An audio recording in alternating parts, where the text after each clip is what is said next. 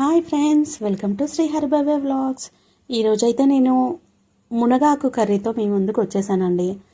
ఈ మునగాకులో vitamin A, calcium అన్నవి చాలా ఎక్కువగా ఉంటాయి. సో మన బోన్స్ కూడా స్ట్రెంత్ అవుతాయి అండ్ మనకి ఐసైట్ కూడా ఇంక్రీజ్ అవుతుంది ఇది తినడం వల్ల. రాగా మనము మిక్సీ పట్టుకొని జ్యూస్ చేసుకొని తాగినా కూడా మంచి రిజల్ట్స్ అయితే ఉంటాయండి.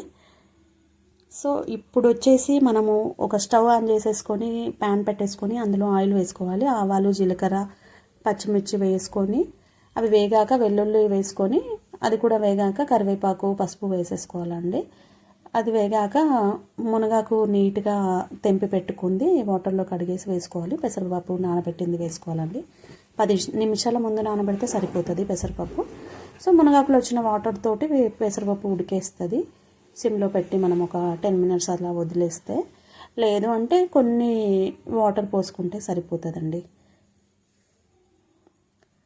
ఇది మగ్గిన తర్వాత తీసుకొని మనము చపాతీలోకి కానీ లేదంటే రైస్లోకి కానీ జొన్న రొట్టెలోకి కానీ తింటే చాలా బాగుంటుంది అండి. ఇది హెల్త్కి కూడా చాలా మంచిది. మీరు కూడా ట్రై చేయండి తప్పకుండా.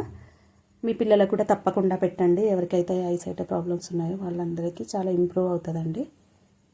Bye bye friends.